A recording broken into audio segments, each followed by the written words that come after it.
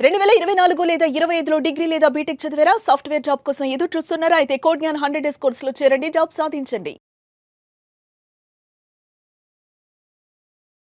నమస్తే విజయ మేడం. నమస్తే ఉషా. అంటే నీకు ఈ డౌట్ ఎందుకు వచ్చిందని నన్ను అస్సలు అడగొద్దు, నేను ముందే చెప్పేస్తున్నాను. కొన్ని సిచ్యువేషన్స్ చూసాక నేను ఈ క్వశ్చన్ అడుగుతున్నాను మిమ్మల్ని. అండ్ చాలామంది కామెంట్స్లో కూడా అడిగారు మనల్ని. అండ్ ఇలాంటి డిఫరెన్సెస్ ఎందుకు ఉన్నాయో ఒకసారి అంటే అడగండి మేడం నుంచి, ఎలాంటి ఆన్సర్స్ మాకు చూడాలి వినాలి అని ఉంది అని అన్నారు. అంటే పెట్టుళ్ళు ఉంటాయి కదా. సో పెట్టుబడులు అంటే అది వేరు. పెట్టుళ్ళు అంటే మనం ఏదైతే అత్తవారింటికి వెళ్ళిన తర్వాత కోడలైనా కానివ్వండి, అటు నుంచి కూతురైనా కానివ్వండి, మన అమ్మ వాళ్ళకి కొనేటప్పుడు ఇంట్రెస్ట్ ఒకలా ఉంటుంది. అది ఏ విధంగానైనా, ఒక వస్తువైనా కానివ్వండి, బట్టలు, ఇంకేదైనా సరే.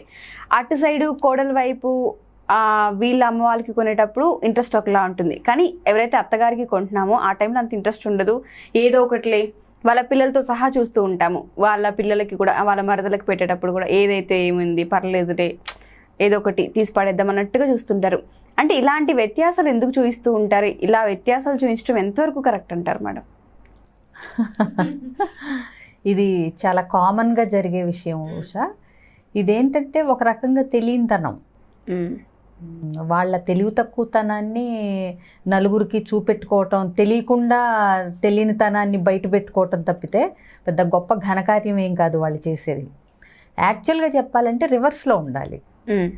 ఇప్పుడు మన స్తోమతను బట్టి, మన దగ్గర ఎంతలో పెట్టాలనుకున్న దాన్ని బట్టి, ఇప్పుడు అత్తగారికి, అమ్మగారికి, అమ్మకి, పుట్టింటి వాళ్ళకి, మెట్టింటి వాళ్ళకి కొనాల్సి వచ్చినప్పుడు, ఒక కోడలు కనుక నిజంగా చక్కగా మంచి సంస్కారవంతమైనది, మంచి భావాలు ఉన్నది అలా అయితే కనుక, పుట్టింటి వాళ్ళకి అంటే ఇద్దరికీ ఒకే స్థాయిలో కొనే స్తోమత లేదు, నా దగ్గర ఇంత బడ్జెటే ఉందనుకున్నప్పుడు అయితే ఇద్దరికి సమానంగా కొనగలగాలి. అంటే ఇప్పుడు తెలివిగా అంటే ఏంటి, ఇప్పుడు ఒకేలాంటి చీరలు రెండు కలర్స్ తీసుకుని ఒకటి అమ్మకి ఒకటి అత్తగారికి ఇవ్వచ్చు. అట్లాగే ఇటువైపు చెల్లెళ్ళకి ఇచ్చేటప్పుడు కానీ, అటువైపు ఆడబడుచులకి ఇచ్చేటప్పుడు కానీ ఒకేలాంటివి తీసుకుని ఇస్తే అసలు ఏ ఇబ్బంది ఉండదు. తర్వాత వాళ్ళు మాట్లాడుకున్నప్పుడు కానీ, ఎప్పుడన్నా అనుకోకుండా కట్టుకున్నప్పుడు కానీ ఏ ఇబ్బంది ఉండదు. అలా కాదు అనుకున్నప్పుడు మనల్ని ఎక్కువ అర్థం చేసుకుని, మనం ఒకవేళ తక్కువ రకం పెట్టినా కానీ, ఇండిఫరెన్స్ చూపించినా కానీ, మన వైపు అది సర్లే, ఏదో మన అమ్మాయి దగ్గర అంత డబ్బులు ఉండవు, లేకపోతే ఏదో హడావిడిలో తీసుకొని ఉంటుంది అని అమ్మ వాళ్ళు అనుకోగలుగుతారు. కానీ అంటే అత్తగారు వాళ్ళు అనుకోరని కాదు, ఇటువైపు అమ్మ వాళ్ళకి బాగా పెట్టి అత్తగారి వాళ్ళకి సరిగ్గా చూడని దానికంటే అమ్మ వాళ్ళకే తప్పదు అట్లా అనుకున్నప్పుడు అమ్మ వాళ్ళ దగ్గరే కొంచెం కాంప్రమైజ్ అయ్యి అత్తగారి వాళ్ళనే కొంచెం బాగా చూసుకోగలగాలి. ఎందుకంటే ఇక్కడ నీ రోలు పెళ్ళైన తర్వాత కోడలిగానే ఎక్కువ ఇంపార్టెన్స్ ఉంటుంది. అంటే ఏంటి, అమ్మ వాళ్ళని పట్టించుకోవద్దు, చూడొద్దు, చెయ్యొద్దు అని ఎవరు అనరు. కానీ బాధ్యతగా చేయాల్సి వచ్చినప్పుడు నీకు పెళ్ళైన తర్వాత నువ్వు సరిగ్గా చేయాల్సింది అటువైపు వాళ్ళకి. ఎందుకంటే ఇటువైపు వాళ్ళు కొంచెం నువ్వేంటో చిన్నప్పటి నుంచి తెలుసు, అలా మామూలుగా అమ్మే కదా, తమ్ముడే కదా, అర్థం చేసుకుంటాడు అట్లా అనుకోవచ్చు. బట్ నువ్వేంటో ఇంకా పూర్తిగా అర్థం కానప్పుడు, నువ్వెవరో, నీ వ్యక్తిత్వం ఏంటో, అసలు నీ మనస్తత్వం ఏంటి, నువ్వు ఎట్లా కలిసిపోతావు, ఇవేది ఇంకా అవతల వాళ్ళకి పూర్తిగా అర్థం కానప్పుడు నువ్వు చేసే ఇలాంటి పనుల వల్ల వాళ్ళకి నువ్వేంటో తెలుస్తావు. ఎప్పుడూ కూడా నువ్వు కాంప్రమైజ్ అవ్వాలనుకుంటే నువ్వు ఎక్స్ప్లెయిన్ చేసుకుని, సర్ది చెప్పుకుని నీ పుట్టింటి వాళ్ళ వైపు కాంప్రమైజ్ అవ్వాలి.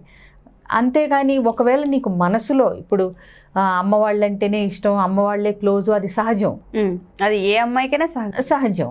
కానీ నువ్వు అది నీ ప్రవర్తనలో కానీ, నువ్వు పెట్టుపోతల విషయంలో కానీ, అందరూ ఒక దగ్గర ఉన్నప్పుడు నువ్వు చేసే విధానం కానీ, అంటే ఏంటి, ముందు అత్తగారి వైపు వాళ్ళకి, అంటే అత్తగారు అమ్మ అందరూ భోజనానికి కూర్చుంటే ముందు అత్త మామగారులకు వడ్డించి తర్వాత, అంటే అప్పుడే వడ్డించావనుకోండి, అది నీ సంస్కారం.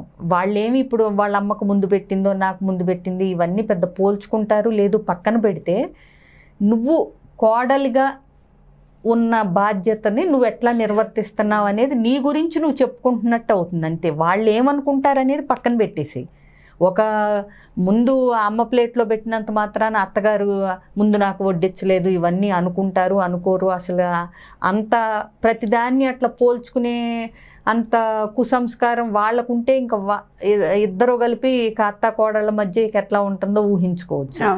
సో అట్లాంటిది ఏం ఉండదు. కానీ మనం ఇప్పుడు మనకు తెలుస్తుంది, ఇప్పుడు మన ఇంటికి గెస్ట్లు వచ్చారనుకో ముందు మనం వాళ్ళకే మర్యాద చేస్తాం కదా.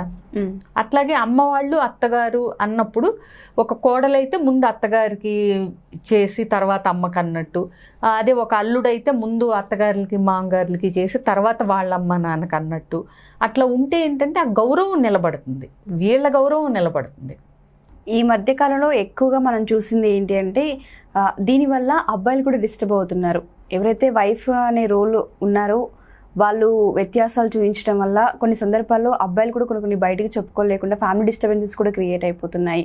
అంటే ఈ ఏదైతే చూసే విధానమే కానివ్వండి, పెట్టే విధానమే కానివ్వండి, వాళ్ళకి పంపించే విధానమే, వాళ్ళ కమ్యూనికేషన్ కూడా ఈ మధ్యకాలంలో సరిగా ఉండట్లేదు. అసలు దీన్ని ఎలా మనము ఇంప్రూవ్ చేసుకోవాలి, దీన్ని ఎలా అవాయిడ్ చేసుకోవాలంటారు మేడం? అసలు అబ్బాయిల్ని చూస్తే ఈ విషయంలో మాత్రం జాలేస్తుంది. ఇక ఒక అమ్మాయికి కనుక అత్తగారి వైపు గౌరవం ఇవ్వటం కానీ, అత్తగారి తరపు వాళ్ళని బాగా చూడాలి, సమానంగా చూడాలి, అమ్మ వాళ్ళని అత్తగారి వాళ్ళని, మా అమ్మ ఎంతో మా వారికి వాళ్ళ అమ్మ అంతే కదా అని అనుకునే సంస్కారం కనుక లేకపోతే ఆ అబ్బాయి పని అవుట్. ఇంకా అడకత్తెరలో పోక చెక్కలాగా ఇటు తల్లికి చెప్పలేక ఇటు భార్యకి చెప్పలేక ఏంటంటే ఎప్పుడోనే మా చిన్నప్పుడే తల్లా పెళ్ళామా అనే సినిమా వచ్చింది. కరవమంటే కప్ప కోపం, విడవమంటే పావు కోపం అన్నట్టు ఏమీ చెప్పలేడు పాపం. ఎందుకంటే అత్త కోడళ్ళు కూడా స్నేహితుల్లాగా కొంచెం కలిసిపోయి ఏంటి అన్నట్టు, అంటే చిన్న చిన్న సందర్భాల్లో కూడా వంతులు వేసుకున్నట్టు కాకుండా, అదే ఎవరు నీకు ఎక్కువ ఇష్టం అన్నట్టు కాకుండా ఎవరి ఇంపార్టెన్స్ వాళ్ళదే జీవితంలో. ఇప్పటిదాకా కనిపెంచి పోషించి బాధ్యతలు అన్నీ సక్రమంగా నిర్వర్తించిన తల్లి గొప్పదే, ఇక ముందు నుంచి జీవితాంతం గడపవలసిన స్నేహితురాల్లాగా సహధర్మచారిలాగా భార్య పాత్ర గొప్పదే. వాళ్ళిద్దరూ రెండు కళ్ళులాగా ఉండాలి ఎప్పుడు ఎవరికైనా సరే. అంతే తప్పితే నేను గొప్ప మీ అమ్మ గొప్ప, నువ్వు మీ అమ్మ చెప్పిందే వింటావని, లేకపోతేనేమో మీ ఆవిడ వచ్చాక నువ్వు మారిపోయావని ఇలా అంటూ ఉంటుంటే ఏంటంటే ఈ మగపిల్లల్లో తెలియని స్ట్రెస్ పెరిగిపోతుంది కనపడకుండా. చాలా ఇబ్బందులు ఎదుర్కొంటున్న వాళ్ళు, కౌన్సిలింగ్కి వచ్చిన వాళ్ళు చాలామంది ఉన్నారు నా దగ్గర మొత్తుకుని, ఇటు ఈవిడికి చెప్పలేకపోతున్నాం మేడం, అటు ఆవిడికి చెప్పలేకపోతున్నాం, మధ్యలో నలిగిపోతున్నాం అని నువ్వు అన్నట్టు. సో ఏంటంటే క్లియర్ కట్ బౌండరీస్ సెట్ చేయాలి, భార్యకేంటి అమ్మకేంటి. ఒక భర్త అనే వ్యక్తి అంటే ఇప్పుడు చెప్పటం తేలిక, మనం సెట్ చేసినప్పుడు బౌండరీస్ అవి వినిపించుకుని, అంటే నేను ఎప్పుడు మాట్లాడినా ఉషా జనరల్గా వీడియోస్లో ఇప్పుడు మనం ఏ టాపిక్ మాట్లాడినా ఏంటంటే సాధారణంగా కామన్గా ఉన్న వాళ్ళ గురించి మనం మాట్లాడతాం. ఎక్స్ట్రీమ్ లెవెల్స్, అబ్నార్మాలిటీస్, శాడిస్టులు, సైకోలు వీళ్ళని మనం పక్కన కాకుండా మామూలుగా కామన్గా పీపుల్, మనకి అన్ని మామూలు నార్మల్ పీపుల్ చాలా మామూలు సందర్భాల్లో అన్నట్టు మనం ఎక్కువ మాట్లాడుకుంటాం. సో ఇక్కడ ఏంటంటే అబ్బాయి గట్టిగా ఉంటే భార్య కానీ అమ్మ కానీ వాళ్ళు తెలుసుకోగలుగుతారు వాళ్ళ లిమిట్స్. సో ఎప్పుడు అత్తగారు నాకు కౌన్సిలింగ్కి వచ్చినప్పుడు కోడల మీద అన్ని కంప్లైంట్స్ అన్నీ చెప్పినప్పుడు నేను అదే చెప్తాను చివర్లో, మీ అబ్బాయి మీకు రెస్పెక్ట్ ఇచ్చి గౌరవం ఇచ్చి అన్నీ చేస్తే కనుక బయట నుంచి వచ్చిన కోడలు కూడా అంత ధైర్యంగా అనలేదు. సో ఎప్పుడూ కూడా ముందేంటంటే అమ్మలో కరెక్షన్స్ చెప్పాలనుకున్నప్పుడు భార్య లేకుండా చూసి చెప్పాలి. భార్య చేసేది కరెక్ట్ కాదనుకున్నప్పుడు భార్య పక్కకు తీసుకెళ్ళి తర్వాత చెప్పాలి. అంతేగాని అక్కడే ఇద్దరు తప్పులు ఏం చేసి నువ్వు మా అమ్మని అలా అంటావా ఇలా అంటావా అని అక్కడ భార్యని తల్లి ముందు అనకూడదు. అలాగే తను చెప్పింది కరెక్టే కదమ్మా నువ్వెందుకు చాదస్తంగా ఉన్నావు అని చెప్పి భార్య ముందు అనకూడదు. ఏంటంటే ఇవి సైకలాజికల్గా ఇతని మీద ఆధిపత్యం కోసం, ఇతన్ని ఓన్ చేసుకోవటం కోసం జరిగే ఫైట్ అనమాట. అది తెలియకుండా అమ్మకి ఎట్లా ఉంటుందంటే ఇప్పుడు దాకా నా చెప్పు చేతల్లో ఉన్నవాడు జారిపోతున్నాడు భార్య రాగానే అనే పొసెసివ్నెస్ ఆవిడకు ఉంటుంది. ఇప్పుడు దాకా ఇంకా నేను వచ్చాక కూడా ఇంకా అమ్మ కూర్చులాగా ప్రతిదానికి ఆవిడ పర్మిషన్ అడగాల అని చెప్పి ఈవిడికి ఉంటుంది. వీళ్ళిద్దరు ఈ యుద్ధంలో మధ్యలో ఆయన నలిగిపోతూ ఉంటాడు. అట్లా కాకుండా అసలు ఇప్పుడు ఎక్కువ మంది ఎక్కడ అవకాశం ఉంటుందండి కలిసి ఉండటానికి, పెద్ద ఎవ్వరూ ఇష్టపడలేదు అసలు. పెద్దవాళ్ళు కూడా ఎందుకులే వాళ్ళ లైఫ్ ఏదో వాళ్ళు బ్రతుకుతారు విడిగానే, అంటే ఎంజాయ్ చేస్తారు లైఫ్ అన్నట్టు పెళ్ళైన దగ్గర నుంచి విడిగానే ఉండమంటున్నారు, అప్పుడప్పుడు వచ్చి వెళ్ళటమే బాగుంటుందని. ఎక్కడో రేర్గా, అంటే ఇంకా మరీ కొన్ని సందర్భాల్లో తప్పితే కొంచెం వృద్ధాప్యం వచ్చి పనులు చేసుకోలేనంత వరకు పెద్దవాళ్ళు కూడా విడిగా ఉండటానికే ట్రై చేస్తున్నారు ఈ గొడవలన్నీ చూసి, ఎందుకు వచ్చిన గొడవలు అని చెప్పి. అవునా కదా? చాలా సందర్భాల్లో చూస్తూ ఉన్నాం. మన పని మనం చేసుకోగలిగినంత కాలం వాళ్ళ బ్రతుకు వాళ్ళని బ్రతకనిద్దాంలే, వాళ్ళు ఎంజాయ్ చేస్తారు కొత్త కాపురం అన్నట్టే ఉంటున్నారు వీళ్ళు కూడా. అట్లాగే కాకపోతే ఏంటంటే దానికి మర్యాద ఇచ్చి వీళ్ళు కూడా వచ్చినప్పుడు చక్కగా గౌరవంగా చూసుకోవటం, కలిసి ఉంటే కూడా ఈ పనులు నేను ఆఫీస్ నుంచి వచ్చేసరికి ఈ పనులు మీరు ఒక క్లియర్ కట్గా ఒక చక్కగా ఒక టైం టేబుల్ లాగానో ఒక మాట్లాడుకుని ఇంతవరకు మీరు చేసి అట్లా నేను చూశాను ఒకళ్ళిద్దరు ఫ్యామిలీస్లో మా చుట్టాల్లో.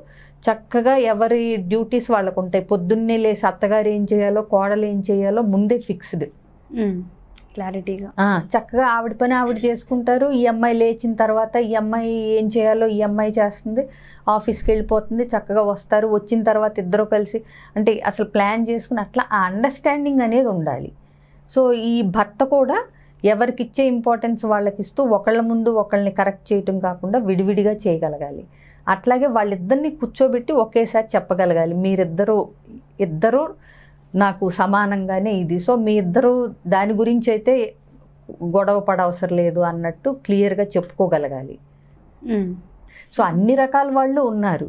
అదేంటంటే అమ్మాయి అబ్బాయి సంస్కారాన్ని బట్టి ఉంటుంది, వాళ్ళకు ఉండాలి ఆ సంస్కారం. అమ్మ వాళ్ళు ఒకటే, నాకు నా అమ్మ నాన్న ఎంతో, మా హస్బెండ్కి కూడా వాళ్ళ అమ్మ నాన్న అంతే, తల్లిదండ్రులతో సమానం వాళ్ళు అనేది ఉందనుకోమ్మా ఈ వైఫ్ అండ్ హస్బెండ్ ఇద్దరికి.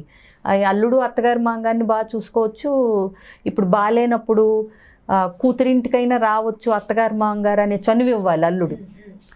అలాగే కోడలు కూడా తను అమ్మ నాన్న అంటే ఎంత ఇష్టపడుతుందో అవతల అత్తగారి మాంగారిని చూసేటప్పుడు కూడా అదే భావనతో ఉండాలి. అట్లా ఉన్నప్పుడు అసలు ఏ ఇబ్బంది ఉండదు. Thank you madam. అంటే మీరు ఏదైతే చెప్పారో అది ఒక ఆ అబ్బాయి ఆ అమ్మాయి మీదనే డిపెండ్ అయి ఉంటుంది కంప్లీట్గా. అక్కడ మనం ఎవరిని బ్లేమ్ చేయలేము, మీరు అన్నట్టు వాళ్ళ సంస్కారానికి దాన్ని వదిలేయాలి. Thank you madam, thank you so much. So చూస్తారు కదా, మీకు కనుక ఈ ఎపిసోడ్ నచ్చినట్టయితే లైక్ చేయండి, షేర్ చేయండి. మీకు ఇంకేమైనా డౌట్స్ ఉన్నాయి, క్వశ్చన్స్ విజయ మేడం ఇవి చెప్తే బాగుంటుంది అండ్ మీకు ఏమైనా కొన్ని వాటిపైన క్లారిటీస్ కావాలి అనుకుంటే కామెంట్ రూపంలో కామెంట్ చేయండి.